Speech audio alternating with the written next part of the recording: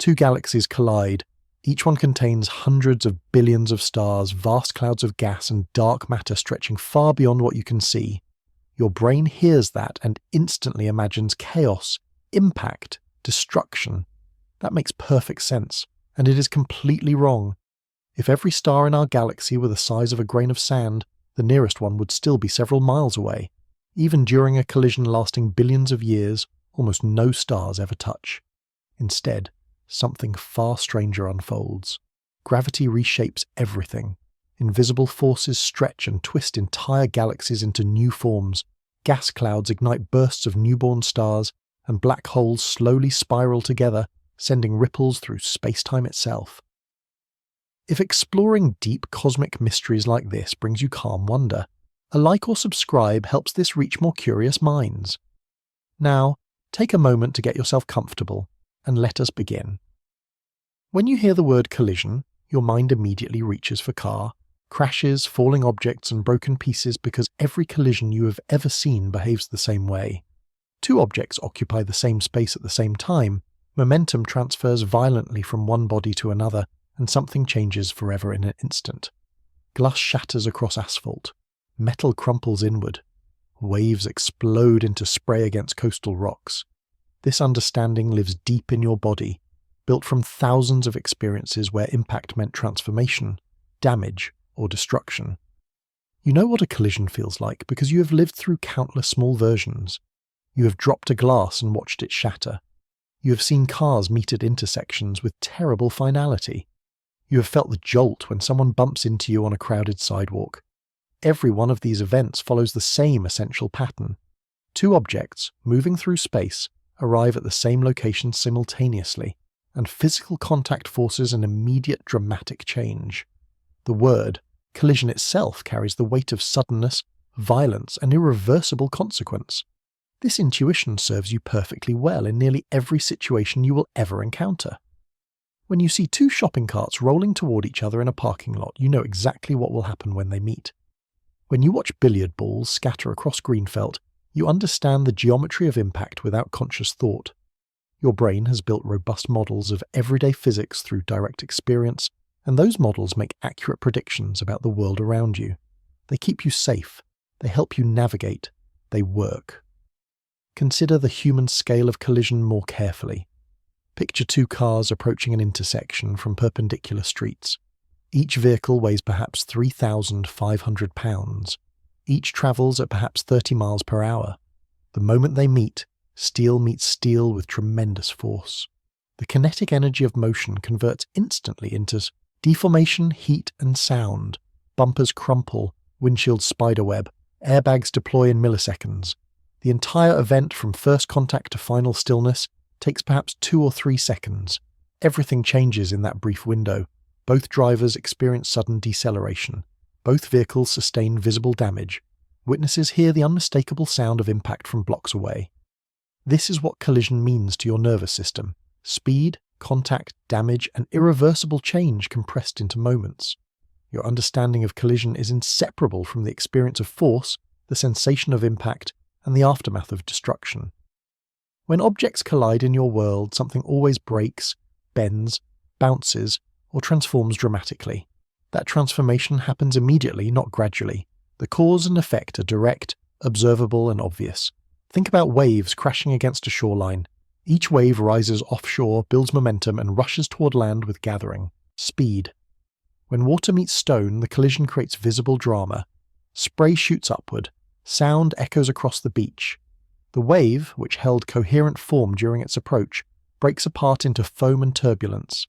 The cliff or seawall shows evidence of long accumulated impacts. Smooth surfaces carved by endless collisions. Rocks rounded by patient violence. Beaches built from the debris of shattered stone. Even here, in a process that unfolds over geological time, each individual wave collision follows the familiar pattern. Arrival, impact, transformation. Your intuition about collisions extends beyond physical objects. You understand that ideas can collide in conversation, producing new insights or conflicts. You know that schedules can collide, forcing difficult choices about time and priority. You recognize that cultures collide when different ways of living encounter each other, sometimes creating beautiful synthesis and sometimes generating painful friction. In every case, collision implies convergence, contact, and consequence. Two distinct things occupy the same space, and something must give. Something must change. This framework exists because it reflects accurate patterns in your environment. At human scale, with human speed, involving human-sized objects, collision really does mean what you think it means. When you walk through a crowded train station, you navigate carefully to avoid collision with other pedestrians, because collision would mean physical contact, disruption of your path, social awkwardness, and possible injury. When you drive through traffic, you maintain distance from other vehicles because collision would mean damage, danger, and disaster. The word carries urgency because the phenomenon demands attention. Even gentle collisions follow this pattern. When soap bubbles drift together in afternoon light, they meet, merge, and either form a larger bubble or burst into nothing. When raindrops fall onto still water, they create circular ripples that spread outward and interfere with each other in complex patterns. When dust particles settle onto a windowsill, they arrive individually but accumulate into visible layers through countless tiny collisions with the surface. In each case, arrival means contact, and contact produces immediate local change. Your brain has built this model so thoroughly that you apply it automatically, without conscious effort. You flinch when objects move toward you too quickly. You anticipate the sound of impact before it arrives. You understand structural integrity by imagining what would happen if forces collided with the structure. When engineers design buildings, they calculate collision forces, wind striking walls, earthquakes shaking foundations, vehicles potentially striking supports. When doctors treat injuries, they ask about collision history, what hit what, at what speed, with what consequence. The entire framework of impact from physics to medicine to law assumes that collision means contact and contact means change. This understanding reaches back through evolutionary time. Your ancestors survived because they recognized collision as danger. The animal that failed to avoid the falling rock, the charging predator, or the rival strike did not pass on its genes. Natural selection favored nervous systems that predicted collision, recognized threat, and responded with speed. Your startle reflex exists because collision has always mattered intensely. The flood of adrenaline when something moves toward you too quickly descends from millions of years of collision avoidance shaped by survival pressure. Even in abstract thinking, collision shapes your mental models. You imagine particles colliding in physics demonstrations, molecules colliding in chemical reactions, photons colliding with electrons in quantum mechanics. When you try to understand how the world works at levels you cannot directly see, you reach for collision as a foundational metaphor, because collision is what you know. It is the template your mind uses to make sense of interaction, change, and causation. Notice how thoroughly this penetrates language itself. We speak of clashing opinions, smashing records, and crashing markets. We describe breakthrough moments as revelations that shatter old thinking. We talk about ideas gaining momentum before they collide with reality. The vocabulary of collision permeates discourse because collision permeates experience. It is one of the fundamental patterns through which you comprehend how things happen. Your confidence in this understanding feels completely justified because the evidence supporting it fills your entire life. You have never seen a collision that did not involve contact. You have never witnessed impact without consequence. You have never experienced convergence without change. The pattern holds across scales you can observe, from microscopic dust motes to massive vehicles, from delicate snowflakes to architectural concrete. Collision means what it has always meant. Two things, one space, immediate transformation. And this is precisely where your intuition, despite being perfectly correct for everything you have personally experienced, becomes a profound obstacle to understanding what happens when galaxies collide. Because galaxies do not operate at human scale, or human speed, or human density. They exist in conditions so different from your everyday environment that the word collision, while technically accurate, invokes exactly the wrong mental picture. What your brain conjures when it hears that two galaxies are colliding bears almost no resemblance to what actually unfolds over billions of years in the vast darkness between stars. Your everyday understanding of collision is not wrong. It is simply incomplete. It works beautifully for the narrow range of conditions in which you exist. Moderate speeds, solid matter, human timescales, terrestrial density, but the universe extends. Far beyond that narrow range and in that greater context, collision takes on meanings that will violate nearly every expectation you carry. To understand what really happens when galaxies collide, you must first recognize that your intuition, despite being correct about everything familiar, cannot be trusted here. These familiar collisions work perfectly well on Earth, but the universe operates in a very different kind of space. To understand why galaxies behave differently, we first have to confront an uncomfortable truth about space itself, which is that almost all of it is empty.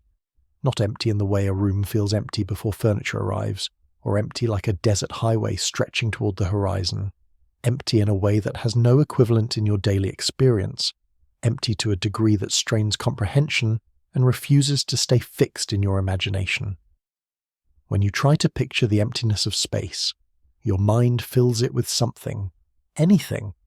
Because true vacancy at cosmic scale feels impossible to hold, you live your entire life surrounded by matter.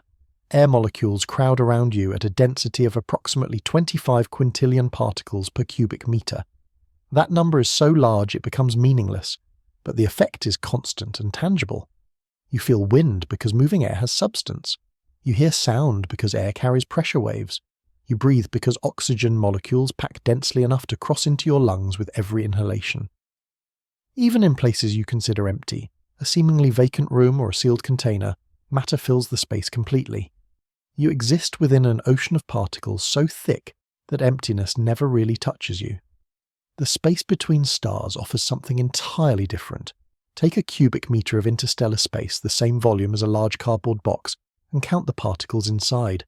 You will find perhaps 100,000 hydrogen atoms drifting in that volume. That sounds like a large number until you compare it to the 25 quintillion molecules in the same volume of air. Interstellar space is less dense than any vacuum humans can create in laboratories on Earth. It is emptier than the space inside the most sophisticated physics experiments, emptier than the gaps between atoms in the finest materials, emptier than anything you have ever encountered or ever will encounter outside of astronomy. Now expand your view from a single cubic meter to the distance between stars. Our Sun sits in a fairly typical region of the Milky Way galaxy. The nearest star to our Sun is Proxima Centauri, a small red dwarf located 4.24 light-years away. To grasp what that distance means, consider that light travels at 299,792,458 meters per second. Nothing in the universe moves faster. Light could circle Earth's equator 7.5 times in a single second. Yet even at that extraordinary speed, light takes 4 years, 2 months, and about 2 weeks to travel from our Sun to Proxima Centauri. Try to picture that journey. Imagine you could watch a photon of light leave the surface of the Sun and begin its journey toward Proxima Centauri. That photon would race outward through the solar system, passing Earth in 8 minutes and 20 seconds, reaching Jupiter in about 43 minutes, crossing the orbit of Neptune in roughly 4 hours. Then it would enter interstellar space and simply continue onward through darkness. For 4 years, travelling at the fastest speed possible in this universe, never slowing, never stopping, crossing distance so vast that every human journey ever taken amounts to less than a single step by comparison. During those 4 years of travel, that photon would pass through regions containing almost nothing. No planets, no asteroids, no comets, no dust clouds, no gas. Just occasional atoms of hydrogen separated by distances larger than buildings, drifting through vacuum darker and more complete than anything achievable on Earth. The emptiness between stars is not passive absence. It is active, persistent, overwhelming vacancy that extends in all directions without relief. If you wanted to drive from the Sun to Proxima Centauri at highway speed, say 60 miles per hour, the journey would take approximately 44 million years.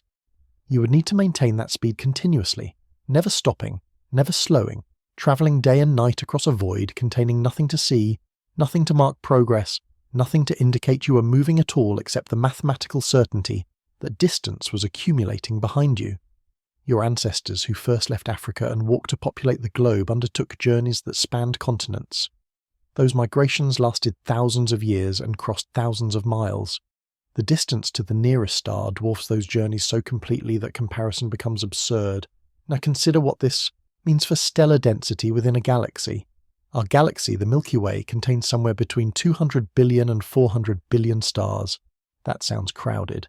That sounds like stars must pack together tightly, perhaps separated by distances you could walk in a lifetime, perhaps visible to each other as bright nearby lights.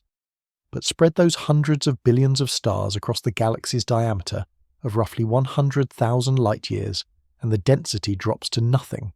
Stars occupy such a tiny fraction of galactic volume that calling a galaxy a collection of stars misses the essential truth.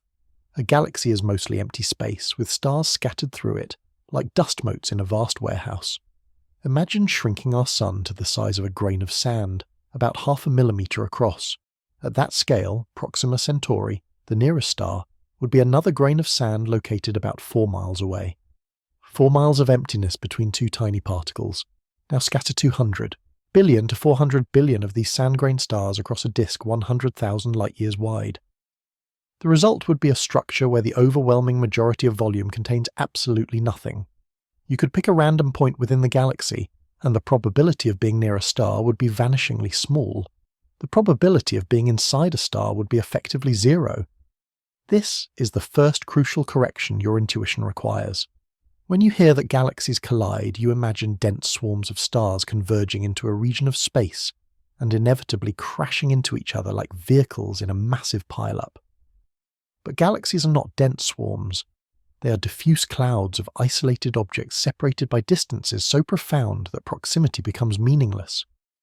Two galaxies can occupy the same region of space simultaneously, and the stars within them will almost never come close enough to interact directly. Consider the implications more carefully. When our Milky Way galaxy collides with the Andromeda galaxy, an event currently predicted to begin in approximately 4 billion years, hundreds of billions of stars from each galaxy will pass through the space occupied by the other galaxy. Yet despite this interpenetration of two massive stellar systems, the probability of any two stars actually colliding is less than 1 in several trillion. To put that in perspective, you are more likely to win a major lottery jackpot multiple times in succession than any given star is to strike another star during a galactic collision. The reason comes down to simple geometry. Stars are tiny compared to the distances between them. Our Sun has a diameter of about 1.4 million kilometers. That sounds enormous, and by human standards it certainly is. But place that Sun in the context of the 4.24 light-year distance to the nearest star, and it becomes a mathematical point, a dimensionless location, a target so small that hitting it becomes statistically impossible. Imagine throwing a grain of sand at a specific grain of sand 4 miles away. Now imagine doing so while both grains are moving in different directions at different speeds. Now imagine doing so in 3-dimensional space, where depth adds another layer of potential misdistance. The probability of contact approaches zero. This emptiness extends beyond the space between stars. Even within solar systems, emptiness dominates. Earth orbits the Sun at a distance of roughly 150 million kilometers. Mars orbits at about 228 million kilometers. Between these planets, space contains almost nothing. A few asteroids, scattered particles of dust, the occasional comet, but mostly just vacuum and darkness. If you could stand on Earth and look toward Mars with naked eyes, you would see a bright reddish point of light against black sky. The space between would remain invisible, undetectable, incomprehensible in its scale and vacancy. Galaxies add another layer of emptiness through dark matter. Observations of galactic rotation show that visible stars and gas account for only a small fraction of total galactic mass. The rest, perhaps 85% of all matter in the universe, exists as dark matter, a substance that does not emit, absorb, or reflect light. This dark matter forms enormous halos around galaxies, extending far beyond the visible disk of stars. These halos add mass and gravitational influence, but no collisional cross-section. Dark matter particles pass through each other without interaction, just as they pass through normal matter without effect. A galactic collision involves not just stars separated by vast emptiness, but also invisible halos of dark matter that contribute to gravitational dynamics while remaining completely intangible. Even the gas clouds within galaxies, which do collide and interact during galactic mergers, exist at densities that would register as perfect vacuum in any terrestrial laboratory. Molecular clouds where stars form contain perhaps 1 million particles per cubic centimeter. That represents dense material by interstellar standards, regions where matter is concentrated enough to collapse under its own gravity and ignite nuclear fusion. Yet Earth's atmosphere at sea level contains roughly 25 quintillion particles per cubic centimetre. The densest matter in interstellar space is 10 trillion times less dense than the air you breathe. This fundamental emptiness means that galactic collisions unfold according to rules that have no equivalent in your experience. Objects do not collide through contact, but through gravity. Change happens not because things strike each other, but because mass curves spacetime and alters trajectories. Violence is replaced by patient reshaping. Destruction gives way to transformation. Everything you expect from the word collision fails here because collision at cosmic scale operates through fundamentally different mechanisms than collision at human scale. Your mind resists this emptiness. When you try to visualize a galaxy, you imagine stars clustered close enough to see each other, to form patterns, to create the bright spiral arms visible in photographs. But those photographs deceive through perspective. They collect light from billions of stars and compress it onto a two-dimensional image, creating an illusion of density that does not exist in three-dimensional space. The stars in a spiral arm are not near each other. They are simply aligned from your viewing angle, like streetlights on a distant road that appear to touch when seen from far away, but reveal their separation when you drive past. If you could travel through a galaxy at human scale, moving at walking speed from star to star, you would experience only darkness and isolation. Each star would appear as a bright point of light at unfathomable distance. You would walk for millions of years between them, crossing emptiness so complete that no reference points would mark your progress. The galaxy would not feel like a place or a structure. It would feel like being lost in an infinite void with occasional distant lights that never grow closer. This is the reality that overturns your intuition about collisions. Galaxies are not objects in the sense that cars or billiard balls or even planets are objects. They are regions of space where gravity has concentrated matter into temporary patterns. They have boundaries only in the statistical sense that density falls below some arbitrary threshold. They have structure only because rotation and gravity create differential motion. They collide not through impact, but through gravitational interaction between vast clouds of nearly nothing. If this emptiness feels unsettling, it is only the beginning of the story. For decades, astronomers believed galaxies were compact swarms, where collisions meant catastrophe, until careful observation quietly dismantled that assumption. The story of how scientists discovered the truth about galactic collisions is not a tale of sudden breakthrough or dramatic revelation. It unfolds slowly across generations, built from patient observation, failed predictions, and the gradual accumulation of evidence that forced researchers to abandon comfortable intuitions and accept something far stranger. Understanding how this knowledge emerged reveals as much about the scientific process as it does about galaxies themselves.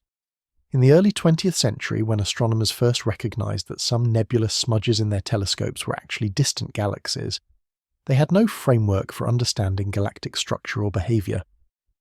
The very concept of a galaxy as a separate island universe, distinct from our own Milky Way, was revolutionary and controversial. Harlow Shapley and Heber Curtis famously debated the nature of spiral nebulae in 1920, arguing about whether these objects existed within our galaxy or far beyond it. The question was not settled definitively until Edwin Hubble measured the distance to the Andromeda Nebula in 1924 using Cepheid variable stars as standard candles. Once astronomers accepted that galaxies existed as separate structures millions of light years away, the next question became obvious.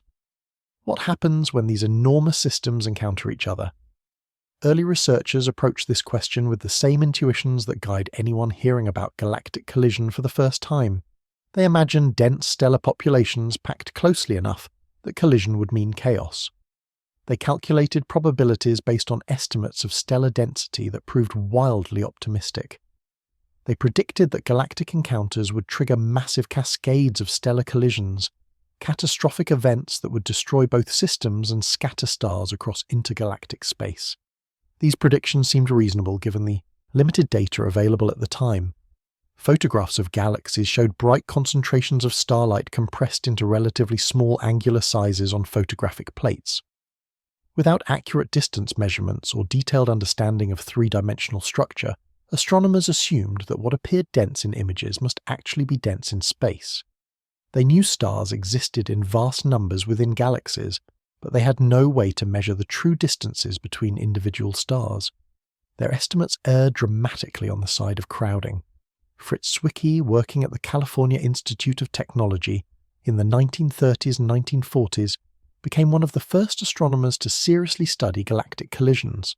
Zwicky was a brilliant and difficult personality, prone to strong opinions and harsh criticism of colleagues. He made fundamental contributions across multiple areas of astronomy, including the discovery of dark matter through observations of galaxy cluster dynamics. When Zwicky turned his attention to colliding galaxies, he brought characteristic intensity and careful mathematical analysis to the problem. Zwicky examined peculiar galaxies with distorted shapes and unusual features that suggested recent gravitational interaction. He calculated the kinetic energies involved in galactic encounters and realized that something beyond simple stellar collisions must be occurring.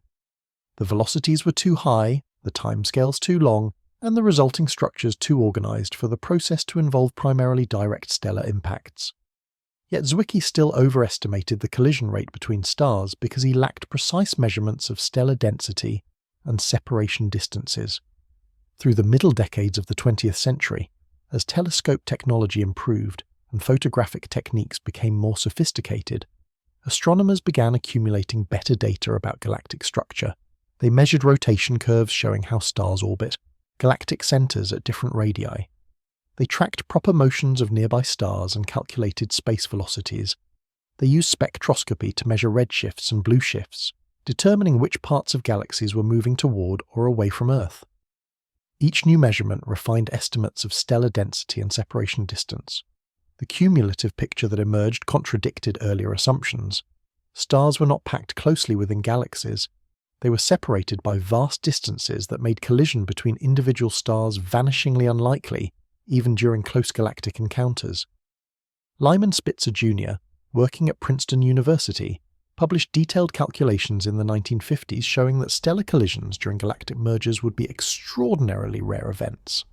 Spitzer demonstrated through careful analysis that the cross-sectional area of stars was simply too small compared to the volume of space they occupied for collisions to matter statistically. This realization forced a fundamental reconceptualization of what galactic collision actually meant. If stars do not collide, then what drives the dramatic transformations visible in photographs of interacting galaxies? What causes the long tidal tail streaming away from disturbed systems? What triggers the bursts of star formation visible in many collision remnants? The answer required understanding gravity not as a force that causes contact between objects, but as a field that reshapes trajectories and redistributes energy across vast volumes of space. Ala Toomre and Juri Toomre, brothers working at the Massachusetts Institute of Technology in the 1970s, made the decisive breakthrough.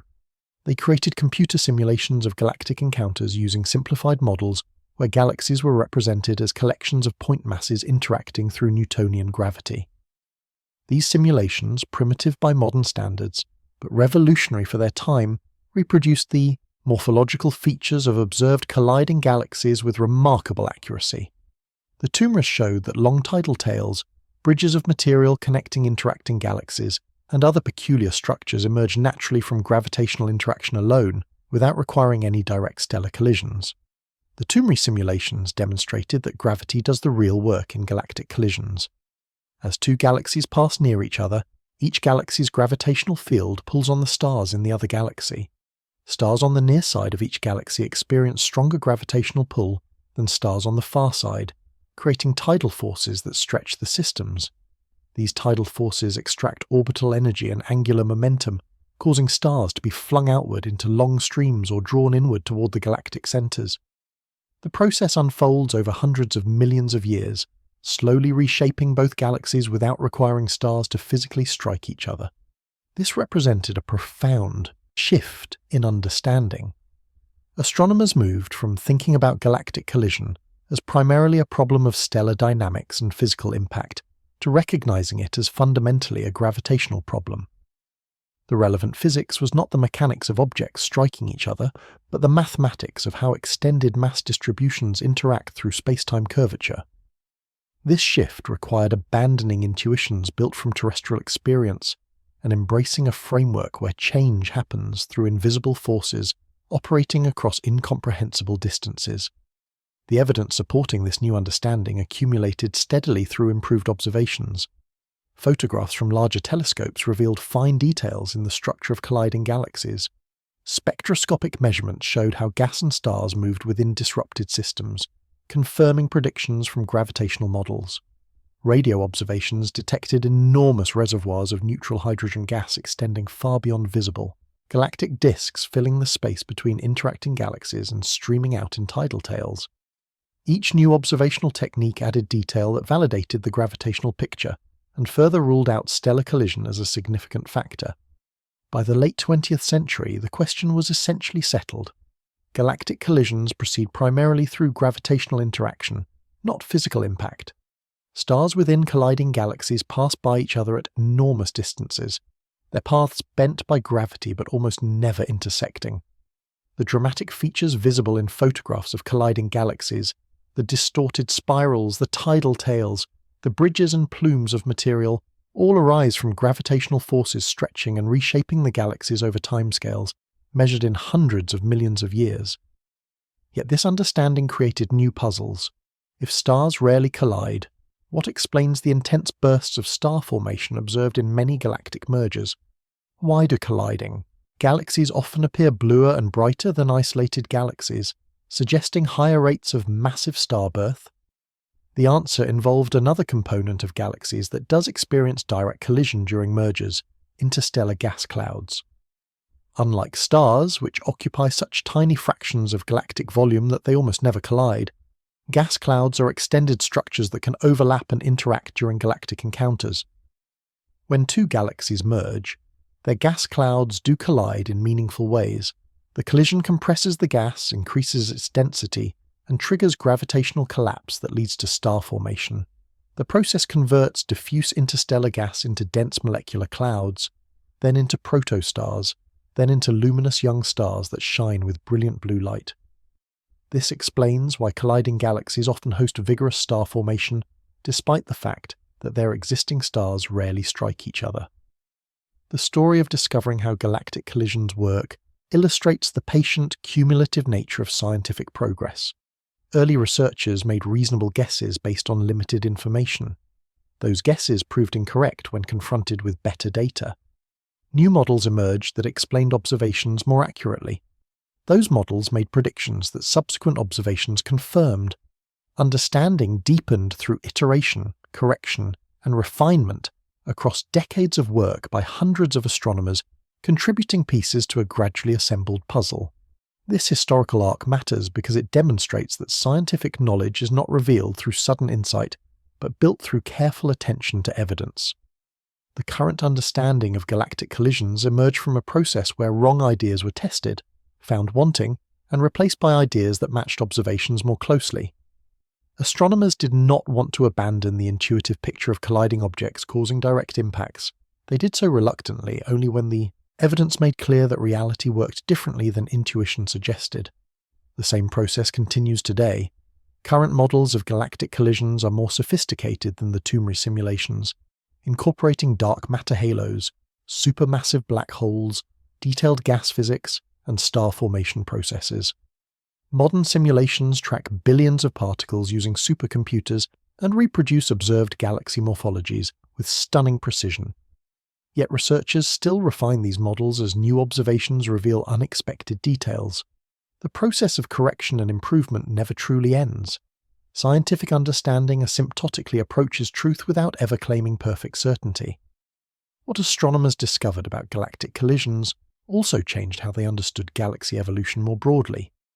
If galaxies can merge without destroying their stars through direct collision, then mergers become a viable mechanism for building larger galaxies over cosmic time.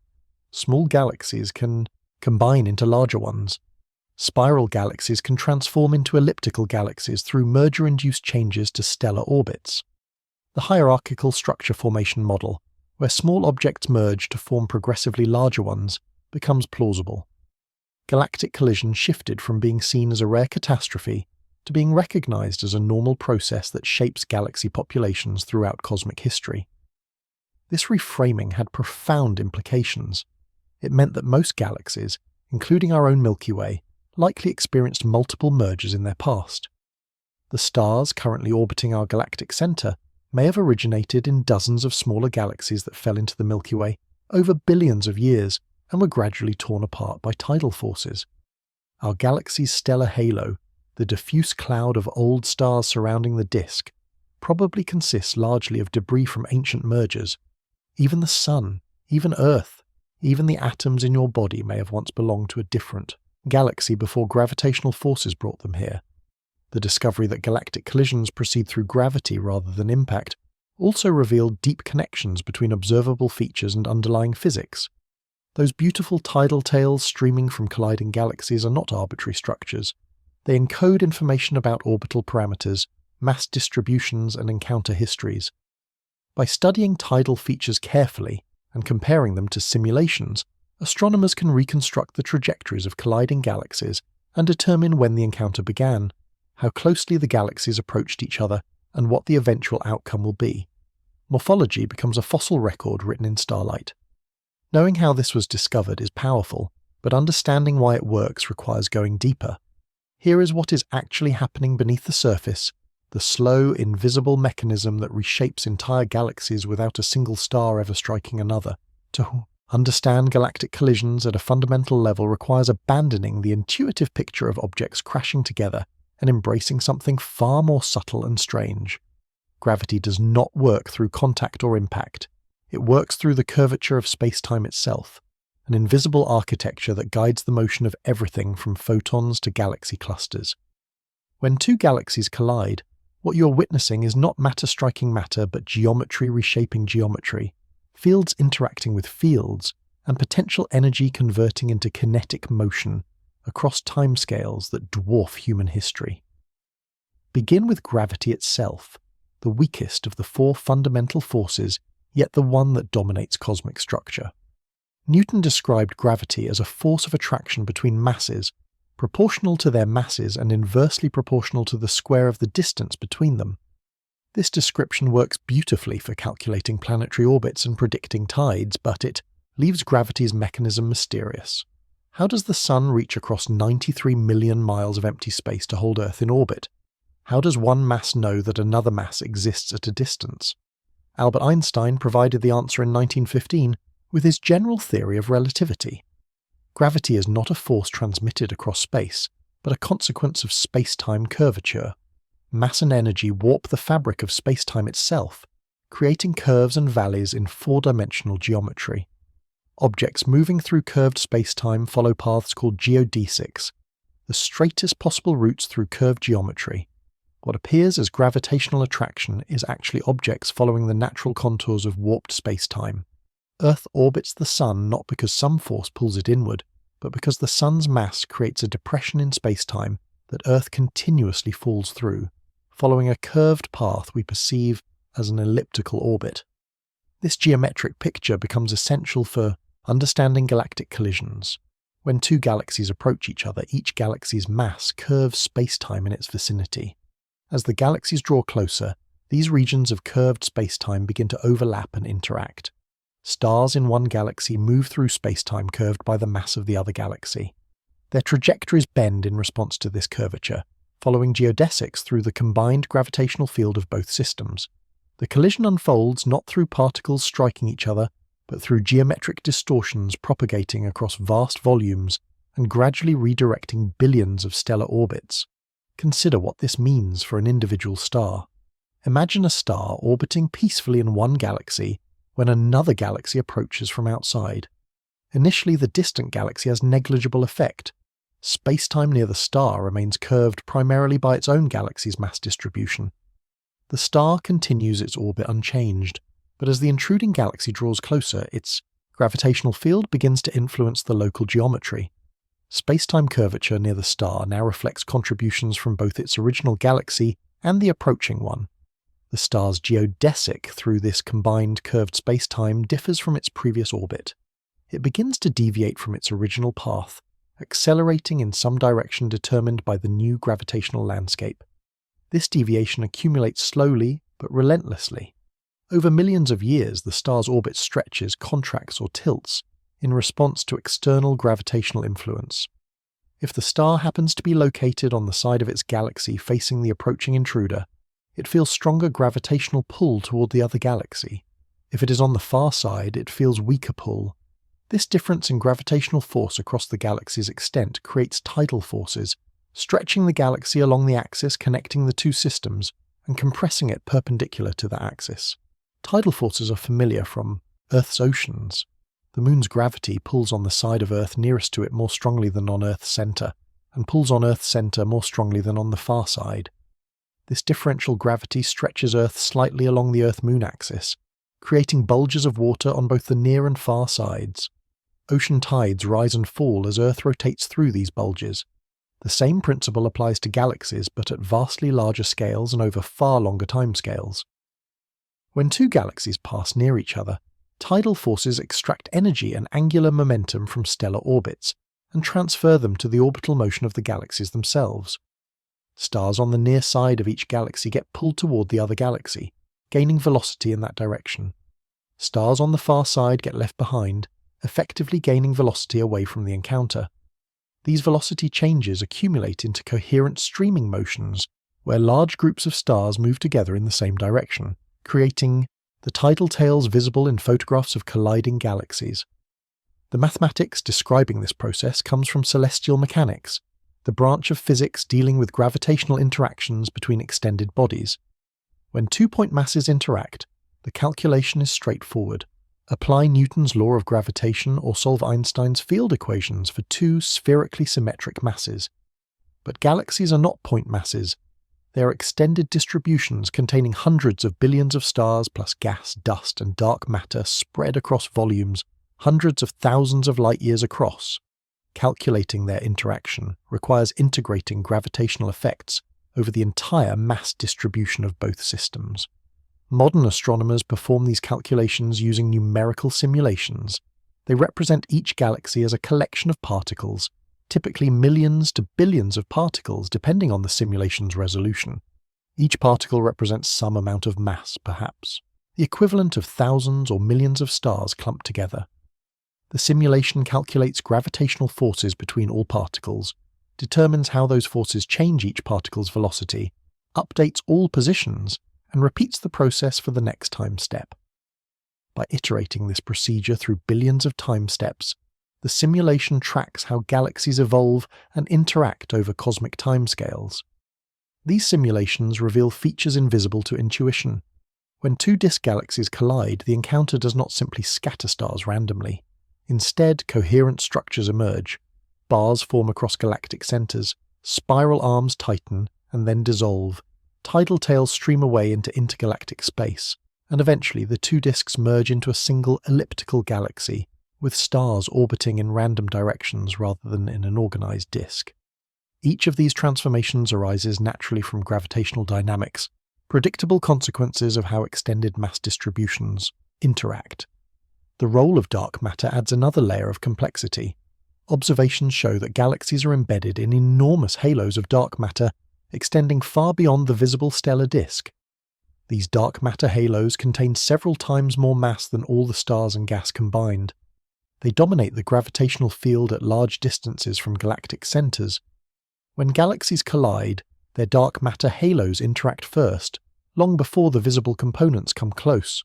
The halos experience gravitational drag, losing energy through a process called dynamical friction, where the moving galaxy creates a wake in the surrounding dark matter that pulls back on the galaxy, slowing its motion. Dynamical friction works like this. As a galaxy moves through a background of dark matter particles, it gravitationally attracts particles behind it, creating an overdensity in its wake. This overdensity exerts gravitational pull on the galaxy, opposite to its direction of motion, gradually sapping orbital energy. The effect is stronger for more massive galaxies moving through denser environments. It causes smaller satellite galaxies falling into larger hosts to spiral inward over time, eventually merging with the central galaxy.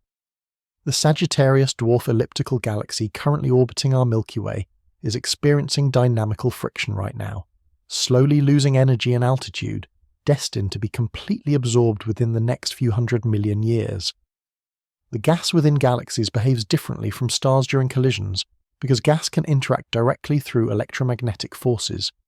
When two gas clouds meet, they can collide in a meaningful sense. Atoms in one cloud can strike atoms in the other cloud, transferring momentum and energy. These collisions heat the gas, sometimes to millions of degrees Kelvin, creating X-ray emission detectable by space-based telescopes. The collision also compresses the gas, increasing its density and cooling it through radiation. In regions where compression reaches critical thresholds, gravitational collapse begins and star formation ignites. This star formation represents one of the most visible consequences of galactic collisions.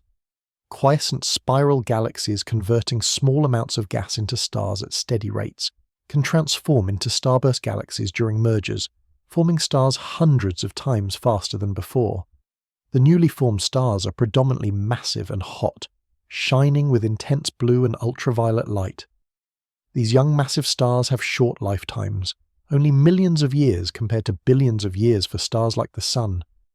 They die in supernova explosions that further heat and stir the interstellar gas, creating feedback that can eventually shut down star formation by dispersing the remaining gas. Another crucial component of galactic collisions involves supermassive black holes. Most galaxies contain black holes millions to billions of times more massive than the Sun lurking at their centers. When two galaxies merge, their central black holes eventually sink to the center of the merged system through dynamical friction. They form a binary pair, orbiting each other while gradually spiraling inward as gravitational radiation carries away energy and angular momentum. The final coalescence of these black holes produces gravitational waves, ripples in spacetime itself that propagate outward at the speed of light. Gravitational waves from merging supermassive black holes have wavelengths of months to years, and frequencies far too low for ground-based detectors like LIGO to measure. Detecting these waves requires pulsar timing arrays, networks of precisely monitored millisecond pulses spread across the galaxy that act as cosmic clocks.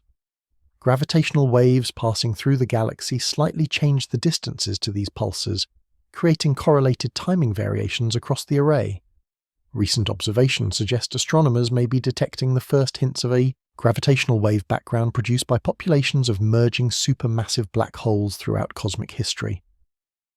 The timescales involved in galactic collisions stretch human comprehension. When the Milky Way and Andromeda galaxies finally collide in approximately 4 billion years, the first close passage will last tens to hundreds of millions of years. The galaxies will interpenetrate, each passing through the space occupied by the other, before gravity pulls them back together for a second encounter. Multiple passages may occur before the systems finally merge completely. The entire process from first contact to final coalescence takes several billion years, longer than the current age of Earth, longer than life has existed on our planet, longer than the Sun has been shining. During this extended interaction, individual stellar orbits transform completely. A star that began the collision orbiting in a nice circular path within a thin disk may end the merger on a highly elliptical orbit tilted at some arbitrary angle relative to the final merged galaxy's rotation axis. The transformation happens through accumulated gravitational perturbations from billions of other stars and from the overall changing gravitational potential of the evolving system.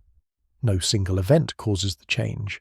The star's path bends continuously, degree by imperceptible degree, through gravitational influence operating across distances measured in thousands of light years. The energy powering all this transformation comes from orbital motion. When two galaxies approach each other, they carry enormous kinetic energy in their relative motion. As they interact gravitationally, this orbital kinetic energy converts into other forms: increased random velocities of individual stars, heating of gas clouds, gravitational radiation from the inspiraling black holes, and kinetic energy of tidal streams escaping to large distances.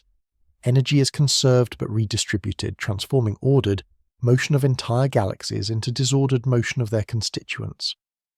Observable evidence for these processes fills the night sky for anyone with access to a large telescope.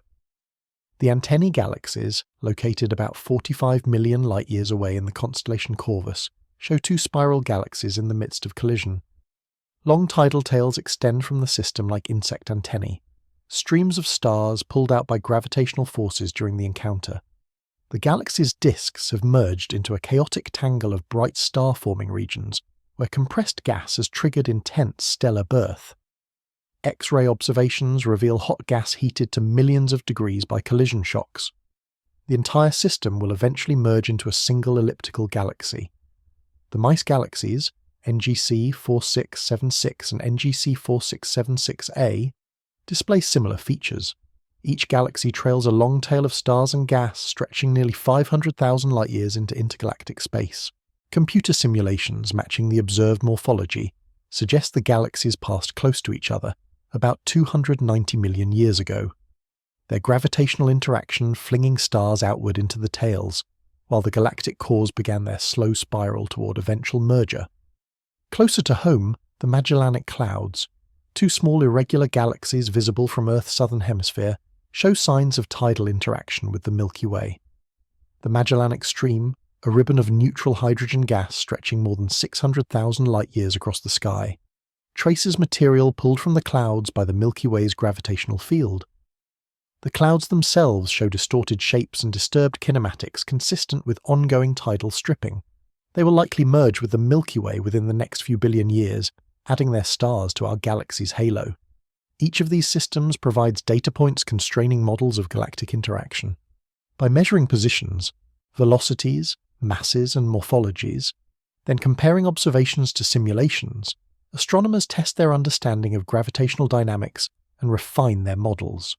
The agreement between observation and theory is remarkable. Simulations reproduce the detailed structures of colliding galaxies, from the shapes of tidal tails to the locations of star-forming regions, validating the fundamental picture that gravity alone, operating through spacetime curvature over cosmic timescales, drives galactic transformation. Understanding the mechanism is one thing, but we have not yet reached its most extreme expression. This is not just theory, because if you know where to look, the night sky already holds galaxies caught in the act of transformation. The collisions we have been describing are not hypothetical events waiting to occur in some distant future or reconstructed from ancient fossils embedded in rock. They are happening right now, visible through telescopes, unfolding at this very moment across millions of light-years of space. Some of these collisions began when dinosaurs walked Earth. Others started before the first animals crawled from ancient oceans. All of them continue tonight, proceeding with patient inevitability while you sleep, work, or gaze upward, wondering what lies beyond the darkness. The Whirlpool Galaxy, designated Messier 51 in astronomical catalogues, sits approximately 23 million light-years away in the constellation Canes Venatici. On a clear dark night through a modest telescope, it appears as a graceful spiral with well-defined arms curving outward from a bright central core. Look more carefully, and you will notice a smaller companion galaxy, NGC 5195, connected to one of the spiral arms by a bridge of luminous material. This is not a chance alignment or visual illusion. You're watching two galaxies in gravitational embrace, their interaction occurring across the present moment, even though the light conveying. This scene left those galaxies 23 million years ago. The larger galaxy, Messier 51, contains perhaps 160 billion stars arranged in a grand design spiral structure. Its companion holds maybe 16 billion stars in a more compact irregular form. Spectroscopic measurements show these galaxies moving relative to each other at specific velocities. Detailed imaging reveals regions of intense star formation, triggered where the companion's gravity has compressed gas in the larger galaxy's spiral arm. X-ray observations detect hot plasma heated by collision shocks between gas clouds. Radio telescopes map vast reservoirs of neutral hydrogen linking the two systems. Every wavelength of observation adds detail to the picture of an ongoing collision. Computer simulations matching Messier 51's morphology suggest the companion passed through the larger galaxy's disk approximately 500 million years ago when Earth's oceans teemed with the first vertebrate fish. The passage triggered density waves in the disk that amplified into the prominent spiral arms visible today. The companion galaxy shows distorted structure from tidal forces that have already stripped away much of its outer material. Over the next few 100 million years, it will complete several more orbits, each passage pulling more stars and gas into tidal streams, until eventually the two systems merge completely into a single entity. You can observe this process tonight if you have access to a telescope, with 8 inches or more of aperture and reasonably dark skies away from city lights. Point your instrument to the region between the handle stars of the Big Dipper. Messier 51 lies just southwest of Alkaid, the end star in the handle. Through the eyepiece, the scene appears static, frozen, unchanging across minutes or hours of observation. But you are witnessing motion of extraordinary magnitude. Stars within those galaxies orbit their respective centers at hundreds of kilometers per second. The galaxies themselves move through space at velocities measured in hundreds of thousands of meters per second. Vast gravitational forces reshape structure continuously. The appearance of stillness is pure illusion created by scale and distance. The antennae galaxies, NGC 4038 and NGC 4039, offer another accessible target. Located 45 million light-years distant in Corvus, they present a more advanced stage of collision than Messier 51. Their original spiral structures have been largely destroyed by the encounter. Both galactic cores remain visible, now separated by only about 30,000 light-years and slowly spiraling toward eventual coalescence. The dramatic tidal tails extending from each side of the system stretch across 500,000 light-years, visible in long exposure photographs as faint streams of stars pulled from the main bodies by gravitational forces. These tails encode the encounter's history. Their length, curvature, and position relative to the galactic cores constrain models of the collision geometry and timing. Simulations matching the observed morphology indicate the galaxies first passed close to each other approximately 200 million years ago, around the time the supercontinent Pangaea began breaking apart on Earth. They are now approaching their second close passage, which will merge the cores and trigger an intense starburst as remaining gas clouds collide and compress. The final merged system will become an elliptical galaxy, its stars moving on random three-dimensional orbits rather than in organized disk rotation. Within the antennae, astronomers have identified more than 1,000 bright young star clusters, each containing tens of thousands to millions of newly formed stars packed into regions only a few light-years across. These superstar clusters represent star formation on scales rarely seen in quiescent galaxies. They formed when collision compressed gas clouds beyond critical density thresholds, triggering gravitational collapse and igniting stellar birth at extraordinary rates. Many of these clusters will eventually disperse, their stars spreading throughout the merged galaxy. Others may survive to become globular clusters, ancient dense stellar systems that orbit galaxies like satellites. Stephan's quintet, a tight group of 5 galaxies in the constellation Pegasus, displays collision physics at yet another level. 4 of the 5 galaxies form a genuine physical association located approximately 290 million light-years away. The 5th, NGC 7320, is a foreground galaxy only about 40 million light-years distant that happens to lie along the same line of sight. Among the 4 physically associated galaxies, NGC 7318 and NGC 7319 are clearly colliding, their interactions triggering shockwaves that heat intergalactic gas to tens of millions of degrees. This hot gas radiates strongly in X-rays, visible to space-based observatories like the Chandra X-ray Observatory and XMM Newton. The X-ray emission traces regions where collision speeds approach 1,000 kilometers per second, velocities high enough that kinetic energy converts into thermal energy that strips electrons from atoms and creates fully ionized plasma. This plasma fills the space between galaxies, far too hot and diffuse to form stars but abundant enough to outweigh all the stars in the group. It represents a major reservoir of normal matter often overlooked when astronomers count visible stellar populations.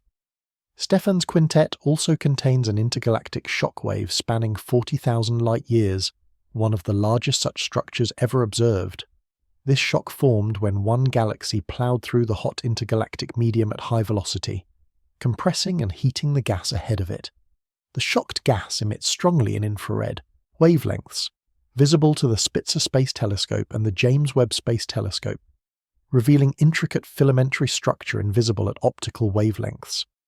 Studying this shock helps astronomers understand how galaxy collisions heat and redistribute gas on scales larger than individual galaxies. Much closer to home, the Sagittarius dwarf elliptical galaxy provides an example, visible from Earth's position inside a collision zone. This small galaxy, containing perhaps several tens of millions of stars, is currently passing through the Milky Way's disk. It completed at least 3 previous passages through our galaxy over the past few billion years. Each passage stripped away more of its stars through tidal forces, scattering them into long streams that wrap around the Milky Way multiple times. Portions of these streams pass near the Sun, meaning some stars visible in our night sky may actually be former members of the Sagittarius dwarf, captured by our galaxy's gravity and now orbiting among native Milky Way stars. Detecting these captured stars requires careful analysis of stellar motions and chemical compositions.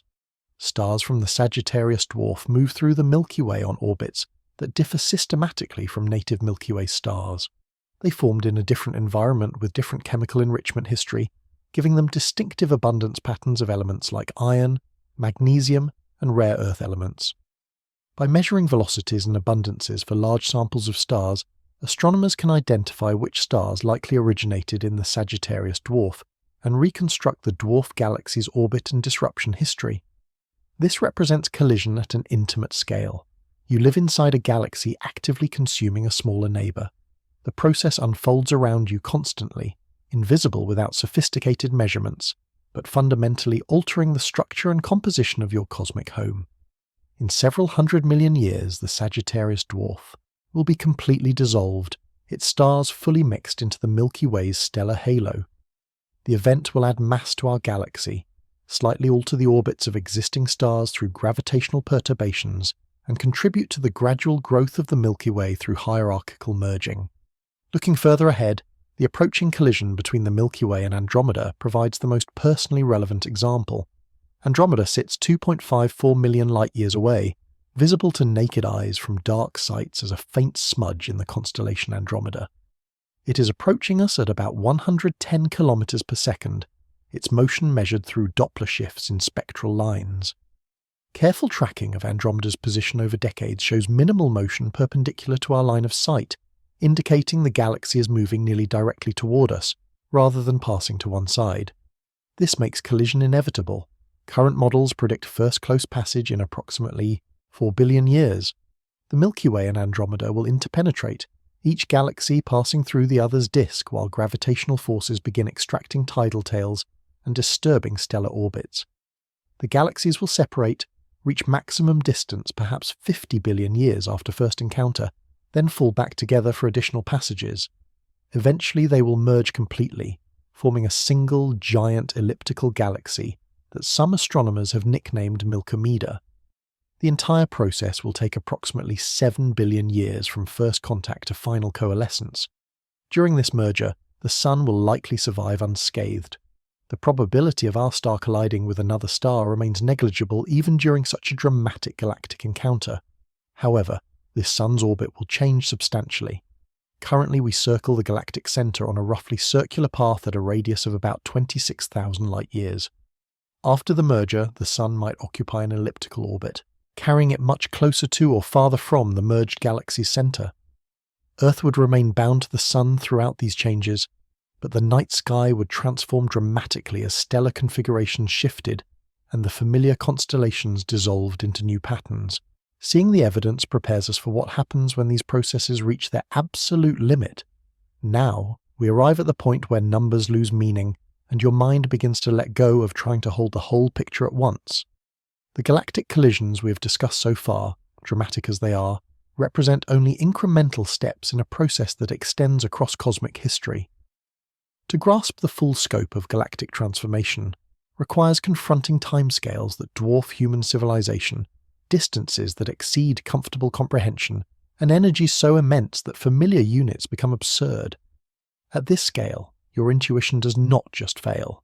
It collapses entirely, leaving you with nothing but mathematical abstractions and the humbling recognition that certain truths remain forever beyond direct understanding. Consider again the collision between the Milky Way and Andromeda, scheduled to begin in approximately 4 billion years. That number, 4 billion, sounds concrete until you try to place it in any human context. Modern humans, Homo sapiens, emerged roughly 300,000 years ago. Recorded human history extends back perhaps 5,000 years. The oldest known civilizations, the first cities, the invention of writing, all occurred within the last 10,000 years. 4 billion years contains 400,000 periods equal to all of recorded human history. It contains more than 13,000 periods equal to the entire span of human existence as a distinct species. Try to picture that duration. Imagine standing at this moment and looking forward to the collision's beginning. Between now and then, continents will drift across Earth's surface multiple times.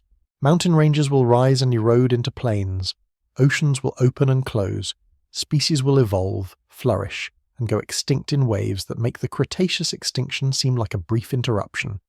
The sun will grow gradually brighter as hydrogen fusion in its core increases helium abundance and raises core temperature. Earth's oceans may boil away entirely within the next billion years, as increasing solar luminosity pushes our planet beyond the habitable zone. All complex life on Earth could be extinct for 3 billion years before the Milky Way and Andromeda even begin their first close passage. Yet from the galaxy's perspective, 4 billion years represents a reasonable timescale for a major interaction.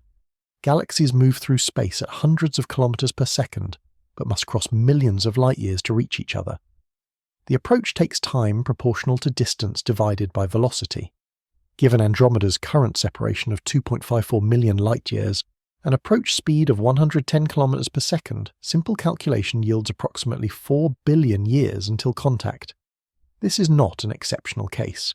Most galaxy collisions unfold over similar timescales, billions of years from first gravitational influence to final merger. Now expand your view beyond single collision events to the cosmic history of galactic transformation. Current cosmological models indicate the universe is approximately 13.8 billion years old, dated from the cosmic microwave background radiation, and consistent with multiple independent measurements. The first galaxies formed when the universe was only a few hundred million years old, small irregular systems containing perhaps millions to billions of stars. These proto-galaxies began colliding and merging almost immediately, building larger structures through hierarchical assembly. Over the subsequent 13 billion years, small galaxies merged into medium galaxies. Medium galaxies merged into large galaxies. Large galaxies occasionally merge with each other to form giant ellipticals. This process continues today across the observable universe, visible in colliding systems at every distance astronomers observe.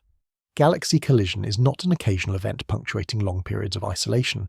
It is a continuous background process, the primary mechanism driving galaxy evolution and determining the final mass distribution of galaxies throughout cosmic time. The largest galaxies in the universe today, the giant elliptical galaxies found at the centers of massive galaxy clusters, represent the endpoints of this process. These systems contain trillions of stars, more than 10 times the stellar mass of the Milky Way. They formed through dozens or hundreds of merger events accumulated over billions of years. Each merger added mass, transformed structure, and altered stellar populations. The galaxies consumed their satellites, absorbed smaller companions, occasionally collided with comparable-sized partners, and gradually grew into the immense systems visible today. Messier 87, the giant elliptical galaxy at the center of the Virgo cluster, exemplifies this extreme. Located 53 million light-years away, it contains approximately 1 trillion stars spread across a volume roughly 1 million light-years in diameter. Its central supermassive black hole holds 6.5 billion times the mass of the Sun, measured through observations of stellar and gas motions in the galaxy's core. This black hole was famously imaged by the Event Horizon Telescope in 2019, producing the first direct photograph of a black hole's shadow against the glowing accretion disk surrounding it. Messier 87 stars move on random three-dimensional orbits with no preferred rotation direction, typical of elliptical galaxies and distinct from the organized disk rotation of spiral galaxies. This random motion arose from merger history. Each time Messier 87 absorbed another galaxy, the encounter scrambled stellar orbits, adding velocity components in random directions and gradually erasing any original disk structure. The galaxy's current form represents the integrated result of its entire collision history, a fossil record written in stellar kinematics. The energy involved in building such galaxies exceeds human scales of reference so completely that stating the numbers provides little comprehension. Consider the kinetic energy of two large galaxies colliding at typical relative velocities of several hundred kilometers per second. Each galaxy contains perhaps 100 billion solar masses. the kinetic energy equals 1/2 times mass times velocity squared. Working through the calculation yields energies on the order of 10 to the 61st power joules, a 1 followed by 61 zeros. For comparison, the total energy output of the Sun over its entire 10 billion year lifetime amounts to approximately 10 to the 44th power joules. The collision contains 1,000,000 trillion times more kinetic energy than the Sun will produce throughout its existence. Where does this energy go? Some converts into increased random velocities of individual stars, heating the stellar velocity distribution. Some goes into gravitational radiation emitted when the central black holes spiral together and merge. Some transfers to hot gas, raising its temperature to tens of millions of degrees. Some ejects tidal streams that escape to large distances, carrying energy away from the merger site. Some drive star formation in compressed gas clouds. Energy is conserved but redistributed across the system, transforming ordered large-scale motion into disordered small-scale motion and radiation. The timescale for energy redistribution depends on dynamical processes within the merging galaxies. A useful measure is the crossing time, the duration required for a typical star to traverse the galaxy from one side to the other. For a galaxy the size of the Milky Way with radius of 50,000 light-years and typical stellar velocities of 200 km per second, the crossing time is approximately 250 million years. This represents the timescale for gravitational interactions to redistribute energy throughout the system. Multiple crossing times are required for the merger to reach equilibrium, implying total merger timescales of 1 to several billion years for large galaxies. During these billion-year transformations, stellar populations evolve continuously. Massive stars born in collision-triggered starbursts live only millions of years before exploding as supernovae. Intermediate mass stars live hundreds of millions to billions of years. Low-mass stars like the Sun can survive for 10 billion years or more. By the time a merger completes, many of the stars present at the beginning have already died. New generations of stars have formed, aged, and possibly died in turn. The final merged galaxy contains stars of many ages spanning the entire merger duration, each generation carrying chemical signatures of the conditions under which it formed. These chemical signatures trace the merger history. Stars forming early in the collision, before significant gas mixing occurs, show abundance patterns characteristic of their parent galaxy. Stars forming later, after gas clouds from both galaxies have collided and mixed, display blended abundance patterns. Stars forming in the final stages, after most gas has been consumed or heated, may show enhancement in elements produced by supernovae from earlier generation stars.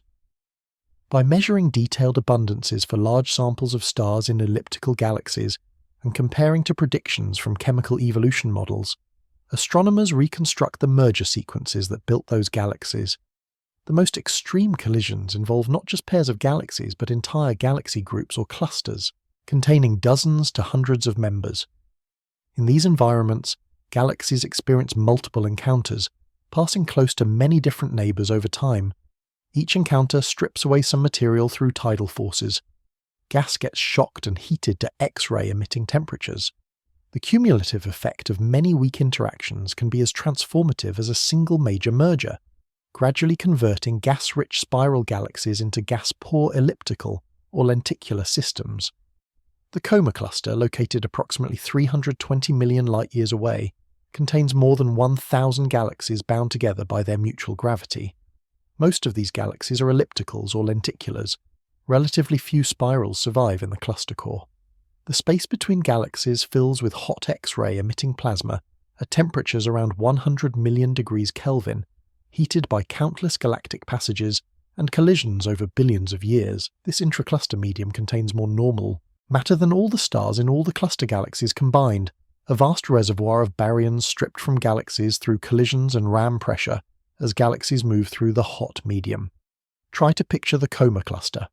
Imagine 1,000 galaxies, each containing tens to hundreds of billions of stars, occupying a volume roughly 20 million light-years across.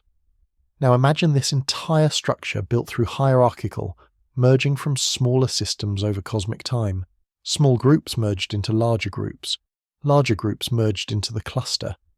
Individual galaxies within the growing structure collided, merged, passed by each other, interacted gravitationally, lost gas through stripping, ceased forming stars and gradually transformed into the population visible today. The process took more than 10 billion years, unfolding continuously from the early universe to the present moment. Your mind cannot hold this picture completely. You can understand the individual components, galaxies, collisions, timescales, distances. You can follow the logical chain connecting them.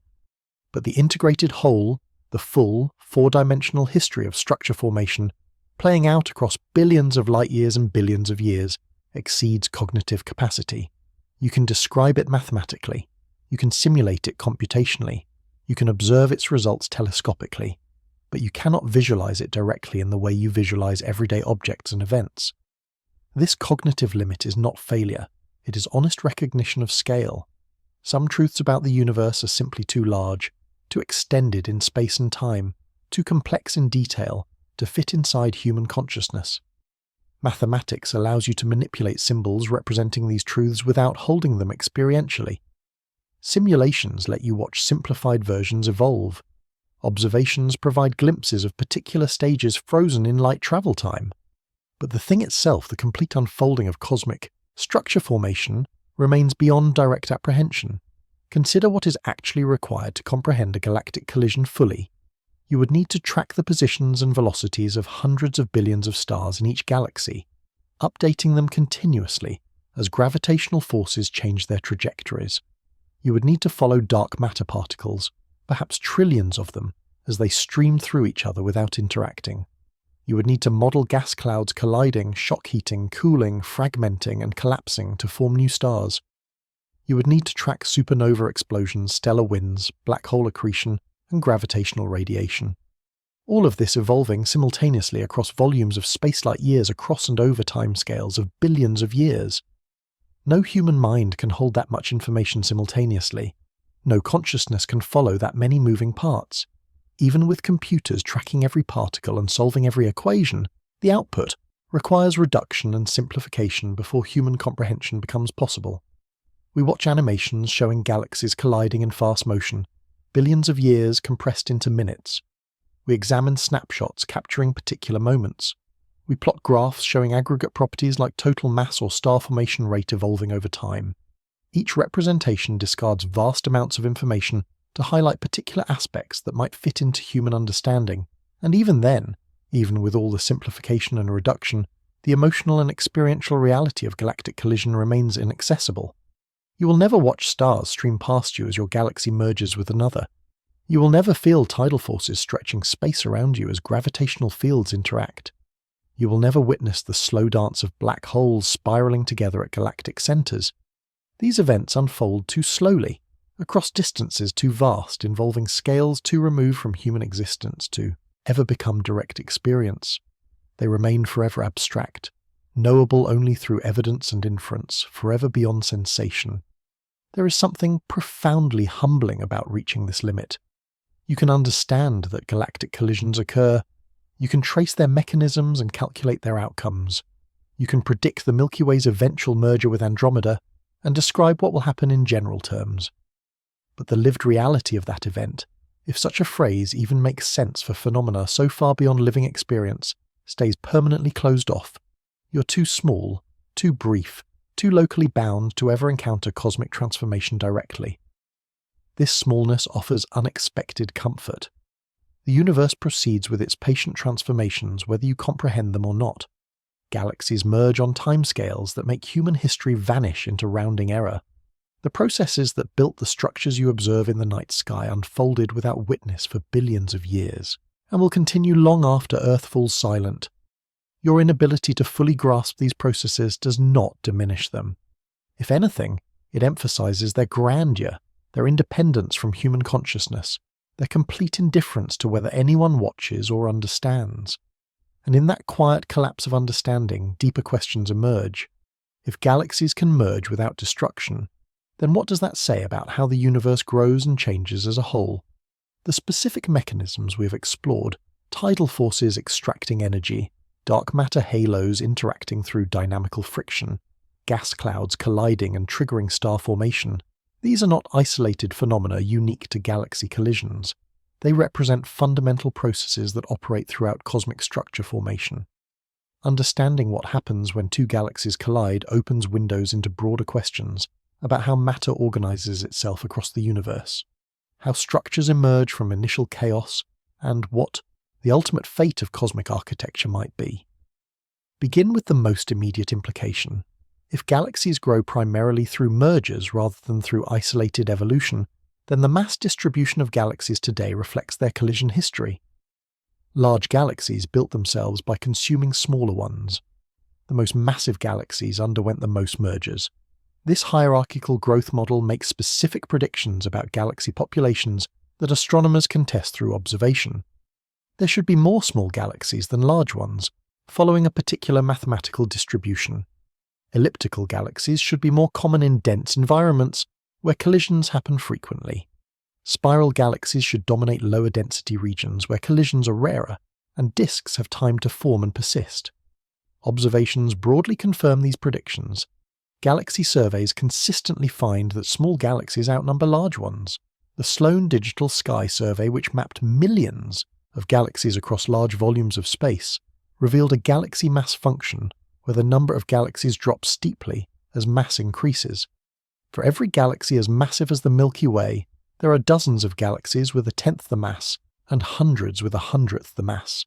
This distribution matches expectations from hierarchical structure formation, where many small objects merge to form fewer large objects. The relationship between galaxy type and environment also follows predicted patterns. Galaxy clusters contain mostly elliptical galaxies with little ongoing star formation. Galaxy groups show mixed populations of ellipticals and spirals. Isolated galaxies in low-density regions are predominantly spirals actively forming stars. This environmental dependence makes sense if collisions convert gas-rich star-forming spirals into gas-poor quiescent ellipticals. Dense environments host more collisions, producing more ellipticals. Sparse environments allow spirals to survive and maintain star formation over long timescales. But this raises a deeper question about galaxy assembly. If collisions drive galaxy evolution, what determines when and where collisions occur? The answer involves dark matter, the invisible substance comprising 85% of total matter in the universe. Dark matter does not emit, absorb, or reflect light, making it detectable only through gravitational effects. Yet dark matter dominates cosmic structure formation because it responds only to gravity and decouples from radiation pressure that affects normal matter in the early universe. Current cosmological models describe the universe as a web of dark matter structure, stretching across billions of light years.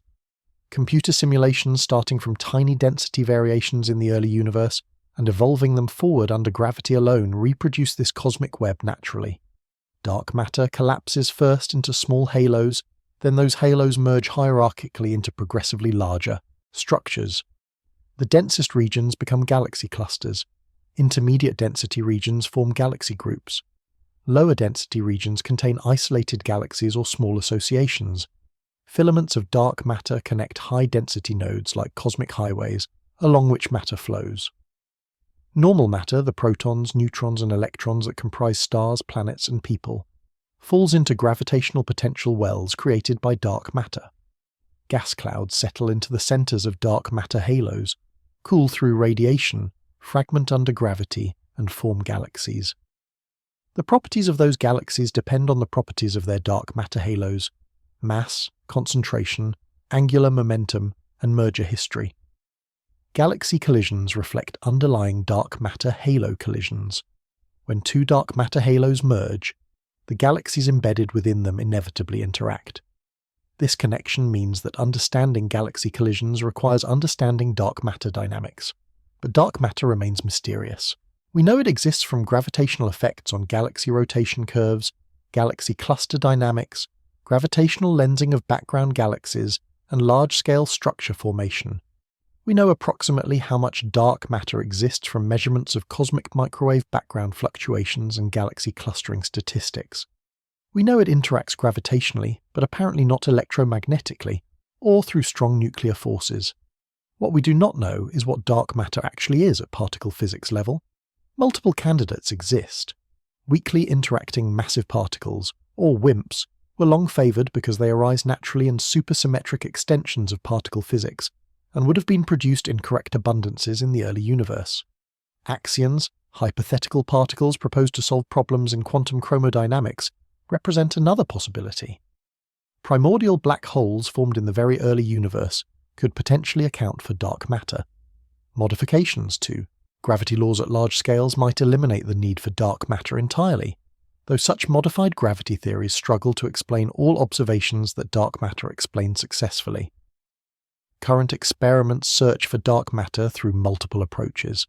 Direct detection experiments deep underground attempt to observe dark matter particles scattering off atomic nuclei. Indirect detection experiments look for products of dark matter particle annihilation or decay in cosmic rays, gamma rays, or neutrinos. Collider experiments at particle accelerators try to produce dark matter particles through high-energy collisions. So far, all searches have yielded null results, constraining possible dark matter properties but not yet identifying the substance conclusively. This ongoing uncertainty about dark matter propagates through to our understanding of galaxy collisions. The simulations matching observed collision morphologies assume particular dark matter properties: cold, dark, matter that moves slowly relative to light speed, collisionless dark matter that passes through itself without interaction, stable dark matter that does not decay over cosmic time. If actual dark matter differs from these assumptions, collision dynamics might change in subtle or dramatic ways. The beautiful agreement between simulations and observations suggests the assumptions are approximately correct, but approximation is not certainty. Another implication concerns supermassive black holes. We have discussed how black holes at galactic centers merge during galaxy collisions, but we have not addressed where those black holes came from originally. How did supermassive black holes form? How did they grow to millions or billions of solar masses? How do they relate to their host galaxies? These questions connect directly to collision physics, because black hole growth appears intimately linked to galaxy mergers. Observations reveal tight correlations between supermassive black hole masses and properties of their host galaxy bulges. More massive bulges contain more massive black holes following a relationship where black hole mass equals approximately 0.1% of bulge stellar mass. This correlation suggests black holes and bulges grew together through linked processes. Galaxy collisions provide a natural mechanism. Mergers drive gas toward galactic centers through gravitational torques, feeding the central black holes and triggering starbursts that build the bulge. Multiple merger episodes over cosmic time gradually grow both the black hole and the bulge, maintaining the observed correlation. This scenario predicts that actively accreting supermassive black holes visible as quasars or active galactic nuclei should appear preferentially in galaxies showing signs of recent mergers. Observations partially support this prediction. Many quasars inhabit disturbed galaxies with tidal tails, warped disks, or other collision signatures, but not all. Quasars show clear merger features, and not all merging galaxies host active nuclei. The relationship between mergers and black hole activity appears complex, possibly depending on gas content, orbital parameters, merger mass ratios, and other factors not yet fully understood. Working astronomers puzzle over these connections daily. Nadia Zakamska at Johns Hopkins University studies obscured quasars, systems where dust shrouds active nuclei, searching for connections to merger-driven gas inflows. Jenny Green at Princeton investigates black holes in dwarf galaxies, trying to understand how supermassive black holes first formed in the early universe. Chungpei Ma at the University of California, Berkeley measures the most massive black holes in giant elliptical galaxies, constraining the upper end of the black hole mass distribution. Each researcher contributes pieces to an incomplete puzzle, building understanding incrementally through careful observation and analysis. Multiple theories compete to explain black hole formation and growth.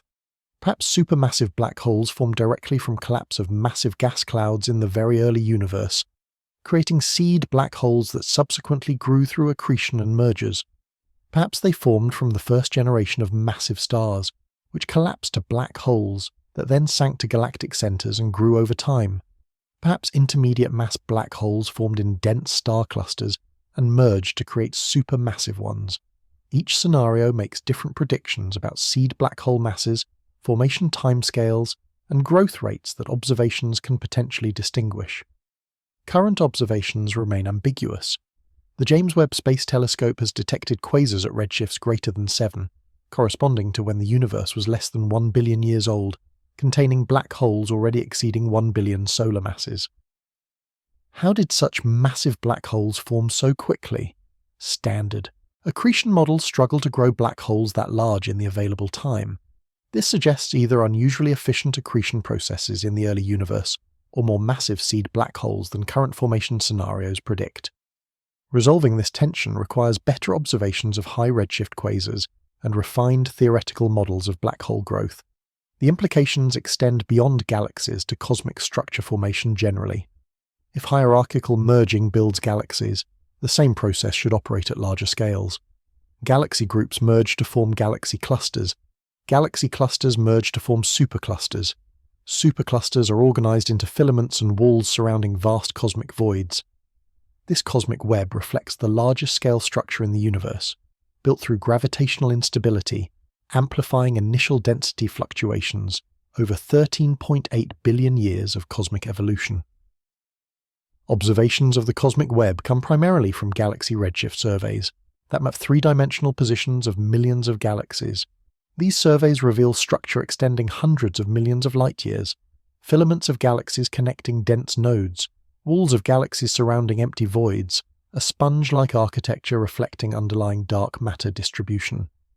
The Sloan Digital Sky Survey, the 2-degree field galaxy redshift survey, and more recent efforts have mapped increasingly large volumes with increasing detail, revealing cosmic structure out to distances where look-back time approaches half the age of the universe. This large-scale structure constrains cosmological parameters. The amplitude and scale dependence of galaxy clustering depends on the matter density of the universe, the dark energy density, the nature of initial density fluctuations, and other fundamental parameters. By measuring clustering statistically and comparing to predictions from cosmological simulations, astronomers determine these parameters with remarkable precision.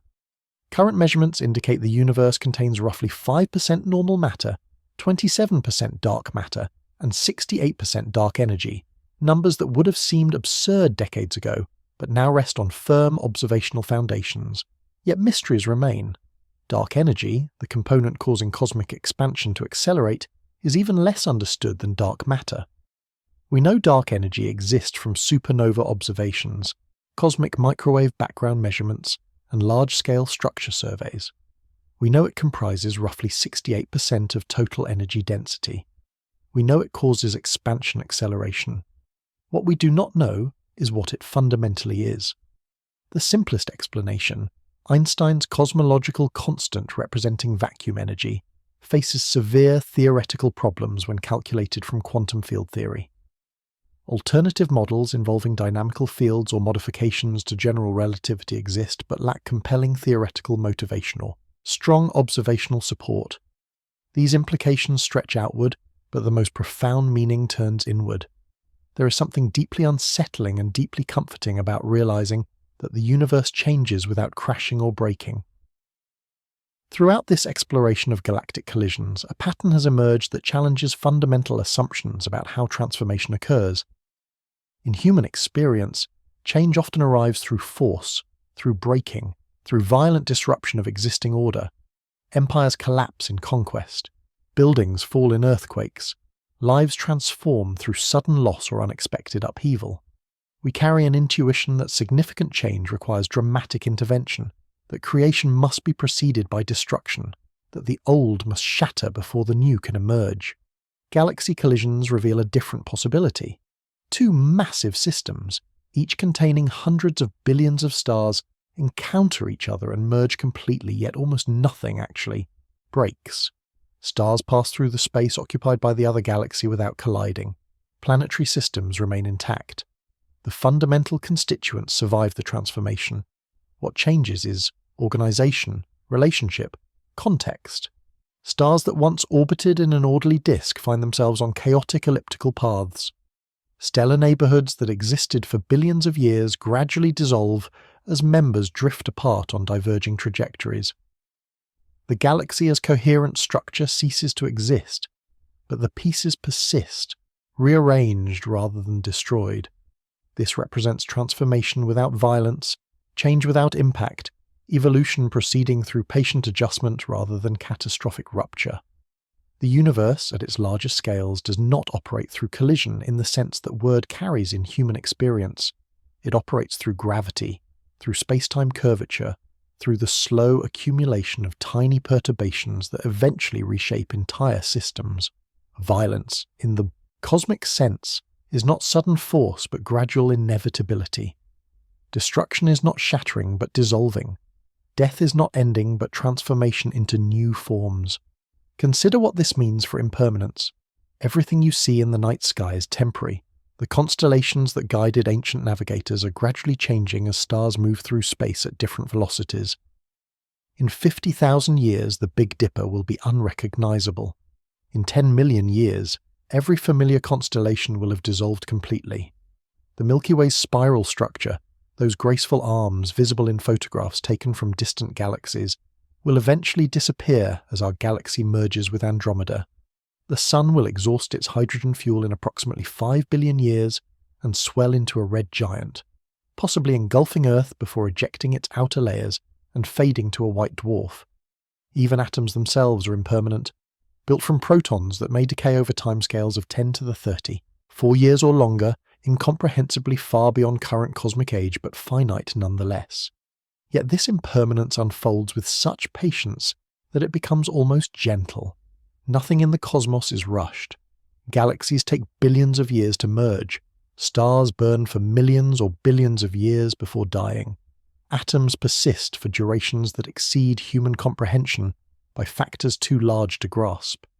The universe seems indifferent to time in a way that allows change to occur without urgency, without violence, without the frantic desperation that sometimes characterizes human transformation. This patience contradicts the narrative of cosmic violence popularized in some science communication. You have likely encountered descriptions emphasizing catastrophe, colliding galaxies depicted as cosmic car crashes, supernovae as stellar explosions, black holes as destructive monsters devouring everything nearby. These descriptions capture attention but miss essential truth. The universe is not violent. It is patient. Change occurs not through sudden destruction, but through gradual transformation over timescales so extended that violence loses meaning. Even events we consider catastrophic operate differently than intuition suggests. A supernova explosion, the death of a massive star, releases energy equivalent to the sun's total lifetime output in a matter of weeks. This sounds violent, and the energy release is certainly dramatic. But examine what actually happens. The star's core collapses under gravity, rebounding in a shockwave that propagates outward through the stellar envelope. The envelope, already distended to enormous radius, gets pushed further outward, accelerating away from the core at thousands of kilometers per second. From the star's perspective, if a star could have perspective, this is expansion, not explosion. The outer layers drift apart, cooling and recombining into atoms, molecules, eventually dust grains, dissipating into interstellar space where they may someday be incorporated into new stars and planets. This pattern of gentle transformation extends to human-scale concerns. Your body, sitting or lying wherever you are right now, consists of atoms forged in stellar interiors and supernova explosions. The calcium in your bones, the iron in your blood, the oxygen you breathe, all were created through nuclear fusion in stars that lived and died billions of years before the Sun formed. Those atoms have passed through multiple stellar generations, incorporated into various structures, participating in countless processes, eventually arriving at this particular configuration you recognize as yourself. You're made of stardust not poetically but literally, your substance emerging from cosmic transformation and destined to continue transforming long after your brief arrangement dissolves. Recognizing this places your existence in longer context. The atoms comprising you existed before you were born and will persist after you die. They are, not created or destroyed, merely rearranged. Your configuration is temporary, a pattern sustained by continuous energy input that maintains organization against entropy. When that energy input ceases, the pattern dissolves, but the constituents remain. This is not destruction but transformation, the same gentle rearrangement that galaxies experience during mergers, scaled to human duration and human form. Does this diminish human significance? Perhaps it should, but perhaps it does not. Your temporary existence as a pattern, maintained for decades within a universe that persists for billions of years, gains meaning not through permanence, but through the improbable specificity of your arrangement. The odds of these particular atoms assembling into this particular configuration capable of contemplating its own existence are vanishingly small. That the assembly occurred at all represents extraordinary fortune, a brief local violation of entropy sustained by stellar energy transmitted across space and captured by photosynthetic chemistry, refined over billions of years of evolution. You exist because the universe is not violent. If galactic collisions destroyed stars, if stellar deaths annihilated atoms, if change required obliteration of all previous structure, then the gentle accumulation of complexity necessary for life could never occur. Complexity requires stability, but not permanent stability. It requires change, but gradual change that preserves information while allowing exploration of new configurations. The universe provides exactly this: patient transformation that allows patterns to persist long enough to generate new patterns, eventually producing biological evolution, conscious awareness, and whatever comes after. This realization reframes cosmic perspective. You're not separate from the universe, observing it from outside. You're a temporary localized manifestation of cosmic processes, a region where matter has organized itself into self-sustaining, patterns capable of observing and contemplating the larger whole. Your consciousness arises from neural patterns sustained by chemical energy, derived ultimately from nuclear fusion in the Sun. Your thoughts reflect information processing made possible by evolutionary history stretching back billions of years. Your existence demonstrates that the universe can, under appropriate conditions, come to know itself. This self-knowledge remains partial and temporary. You cannot comprehend galactic collisions directly. You cannot experience cosmic timescales. You cannot hold the full complexity of even a single galaxy in awareness. But you can construct abstract models that capture essential features. You can perform calculations that yield accurate predictions. You can observe consequences and infer causes. You can build understanding that approaches truth asymptotically, never reaching perfect comprehension, but improving continuously through patient observation and correction. This process mirrors cosmic transformation. Just as galaxies evolve through gradual gravitational reshaping, human understanding evolves through gradual intellectual refinement. Early models fail when confronted with better data. New models emerge that match observations more accurately. Understanding deepens through iteration without requiring catastrophic overthrow of all previous knowledge. Even paradigm shifts, revolutionary changes in scientific understanding, build on accumulated evidence rather than emerging from nothing. Relativity incorporated Newtonian mechanics as a special case valid at low velocities. Quantum mechanics explained atomic behavior while preserving classical physics at large scales. Progress is cumulative, transformative, but not destructive. Perhaps this is the deepest lesson of galactic collisions.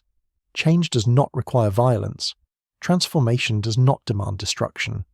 The universe demonstrates that massive systems can evolve into new forms while preserving their constituents. This possibility extends beyond physics to offer a model for understanding all change, cosmic or personal. You can transform without shattering. You can evolve without destroying what came before. The old self does not need to be obliterated for a new self to emerge. Like stars passing through merging galaxies, the essential elements persist even as their organization and relationships shift into new configurations. This perspective offers unexpected peace. If change is patient transformation rather than violent rupture, then there is no urgency to resist it. Fighting against cosmic processes is futile. Galaxies will merge whether observed or not. Stars will die whether mourned or not. Your own pattern will eventually dissolve whether you accept it or not. But acceptance does not require passivity. It requires recognition that you participate in processes larger than yourself, that your temporary existence contributes to ongoing cosmic evolution, that the atoms comprising you will continue their journey through future transformations after your current configuration ends. From that reflection, we arrive at a quiet resolution. There is something profoundly humbling about understanding that even the largest collisions in the universe unfold slowly, softly, and with patience beyond comprehension. We began this journey with a word, collision, that triggered immediate images of violence, destruction, and catastrophic impact. You imagined chaos because every collision you have ever witnessed behaved that way. Your intuition, built from thousands of experiences at human scale, insisted that two galaxies meeting must produce cosmic wreckage. That intuition was reasonable, grounded in evidence, and completely inadequate for understanding what actually happens when hundreds of billions of stars pass through each other across billions of years. What you have discovered is not simply that galaxies collide differently than expected. You have discovered that the universe itself operates according to principles that defy human intuition at nearly every level. Space is emptier than you can visualize. Time extends longer than you can comprehend. Gravity reshapes structure without contact. Change unfolds without violence. The familiar rules that govern your daily experience, the physics of solid objects and direct causation, dissolve at cosmic scales into something stranger and more subtle. This dissolution of familiar understanding could feel like loss. You might mourn the simplicity of imagining the universe as a larger version of your everyday world, governed by the same intuitive principles that help you navigate grocery stores and traffic intersections. But there is something liberating in recognizing the inadequacy of intuition, something that opens space for wonder rather than certainty, for questions rather than answers, for ongoing discovery rather than settled knowledge. Consider how your perspective has shifted through this exploration. You start confident that you understood collision. You have ended recognizing that collision at cosmic scale means something fundamentally different from collision at human scale. This shift is not failure of understanding, but expansion of understanding. You now hold two different frameworks simultaneously. One for human-scale interactions where contact matters and violence is real. Another for cosmic-scale transformations where gravity operates across emptiness and change requires billions of years. Neither framework invalidates the other. They apply to different domains, and wisdom lies in knowing which framework fits which circumstance. This parallax view, holding multiple perspectives simultaneously, represents cognitive maturity. Children believe their perspective is the only perspective. Adolescents discover that others see differently, but often insist their own view remains correct. Adults, at their best, recognize that reality exceeds any single viewpoint, that truth emerges from integrating multiple perspectives, each valid within its domain, but none complete alone. Understanding galactic collisions requires this mature perspective. Your human-scale intuitions are not wrong. They are simply insufficient for domains beyond their applicable range. The same principle extends beyond physics to all knowledge. Every model, every theory, every framework for understanding represents an approximation valid under certain conditions. Newtonian mechanics works beautifully for everyday objects, but fails at speeds approaching light or in strong gravitational fields. Classical thermodynamics accurately describes macroscopic systems, but breaks down at molecular scales where quantum effects matter. Even general relativity, our best theory of gravity, presumably fails at quantum scales, where spacetime itself becomes grainy and uncertain. Each framework has boundaries, and recognizing those boundaries prevents the error of overextending useful models beyond their legitimate domains. What remains when you acknowledge these limits? Not nihilism or despair, but honest uncertainty paired with confidence in the method for reducing it. Science does not claim absolute truth. It claims a process for generating progressively more accurate approximations to truth, tested against observation, and corrected when found wanting. The current understanding of galactic collisions rests on thousands of observations, hundreds of simulations, decades of careful measurement and analysis. Could it be wrong? Certainly.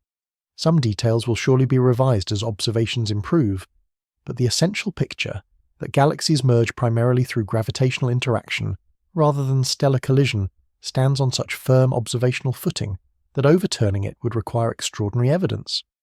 This confidence without certainty represents the scientific attitude at its best. Strong convictions loosely held, beliefs proportional to evidence, willingness to update when new data arrives, humility about current understanding combined with pride in the methods that generated it. You can simultaneously believe that galaxies collide as described here, and remain open to future discoveries that complicate or refine that picture.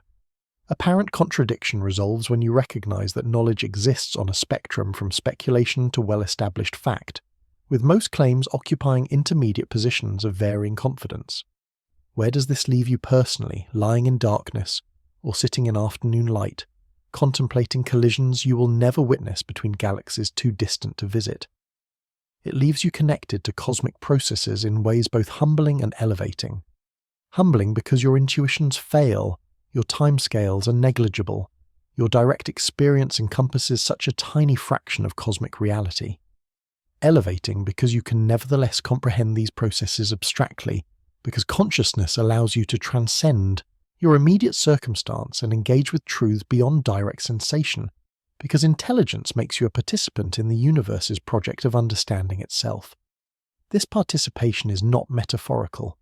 When you contemplate galactic collisions, matter that emerge from stellar interiors organizes itself into neural patterns that represent information about cosmic structure. The universe, through you, considers its own behavior. This recursive loop of self-reference, matter examining matter, consciousness studying consciousness, represents one of the strangest and most profound features of reality.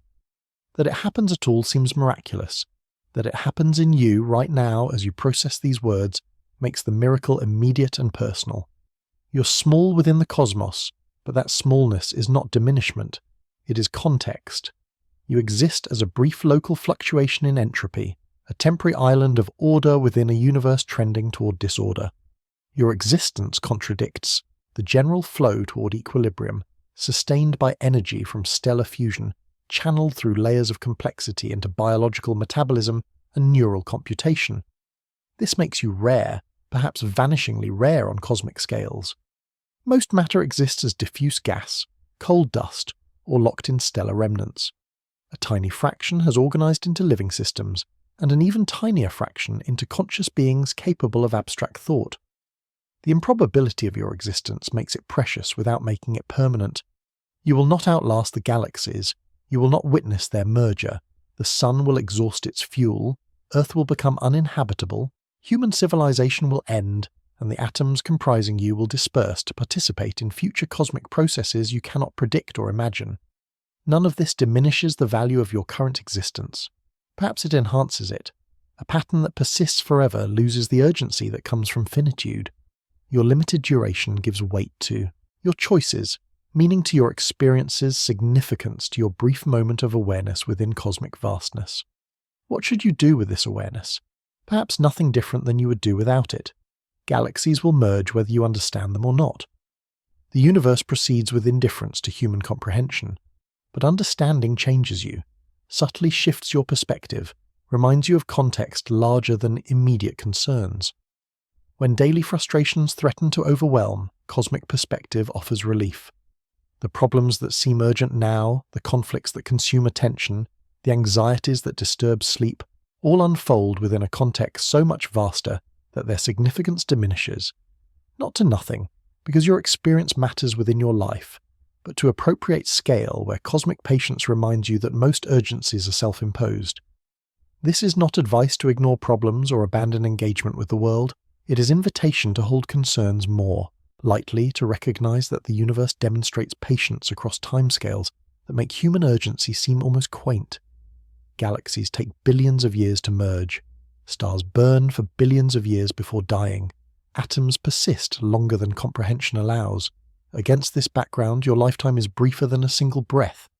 Yet that breath contains worlds. Your experience, however fleeting in cosmic terms, is infinitely rich in subjective terms. The universe may be patient, but you need not be. You can embrace urgency and patience simultaneously, acting with purpose while recognizing the ultimate insignificance of all action. This paradox resolves through acceptance. You are simultaneously central and peripheral, significant and insignificant, powerful and powerless. Central to your own experience, peripheral to cosmic processes. Significant within human contexts, insignificant across cosmic scales. Powerful to change your immediate circumstances, powerless to alter fundamental laws or outcomes. Holding these contradictions without resolving them into false consistency represents wisdom, the ability to operate effectively at human scale while maintaining perspective on larger contexts. Perhaps the deepest gift of understanding galactic collisions is this perspective shift. You can no longer see the universe as violent or fragile. You recognize it as patient, resilient, transformative without being destructive. This recognition might make you more patient with your own transformations, more accepting of change in yourself and others, more willing to allow gradual evolution rather than demanding immediate revolution. Like galaxies merging over billions of years, personal transformation unfolds slowly, often invisibly, through countless small adjustments rather than sudden catastrophic shifts. The universe does not hurry, and perhaps neither should you. Not in the sense of passive acceptance of suffering or injustice that can be changed, but in the sense of recognizing that meaningful change takes time, that forcing immediate transformation often produces fragility rather than strength, that patience is not weakness, but alignment with how reality actually operates. Galaxies demonstrate this truth at cosmic scale. Your own experience probably demonstrates it at personal scale. Lasting change comes through sustained effort over extended duration, not through dramatic gestures that fade quickly. As you return to your immediate experience, to the room around you, to the life you inhabit, carry this cosmic perspective lightly. Let it rest in background awareness, available when needed but not consuming foreground attention. You have responsibilities, relationships, purposes that operate at human scale and require human engagement. Cosmic perspective should enrich that engagement, not replace it. The goal is integration, holding multiple scales simultaneously, moving fluidly between immediate concerns and larger contexts as circumstances require. The universe is vast, strange, and more patient than we can ever fully grasp. We are small within it, and that smallness is precious, not despite our limitations, but because of them. Our brief existence, our narrow perspective, our inability to comprehend cosmic totality, these limitations define us and make our experience possible. If you could see everything, know everything, experience everything simultaneously, you would be the universe itself, without the particular perspective that makes you who you are. So rest in your smallness, accept your limitations, embrace your temporary existence within vast cosmic processes you can only partially understand. You are made of stardust, organized briefly into conscious form, destined to transform again into new configurations after this pattern dissolves. Between now and then, you have this moment, this awareness, this capacity to contemplate galaxies colliding across billions of years and light years, to recognize both the inadequacy of your intuition and the power of your abstraction, to participate however briefly in the universe's project of knowing itself. Sleep well under the stars.